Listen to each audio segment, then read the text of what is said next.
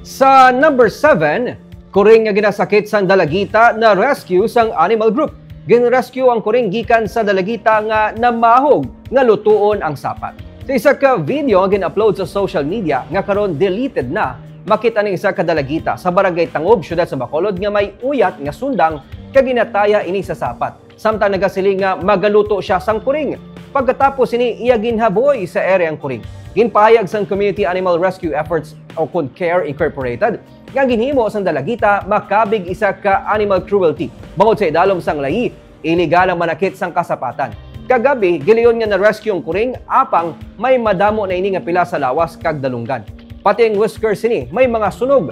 Sini nga hapon nagpangayo sang pasaylong dalagita sa nahimo sini sa kuring. Sunod sa iya, wala siya sang plano nga patyo ng kuring o galing nadala lamang siya sang kainit matapos ini siya ginkagat sang sapat.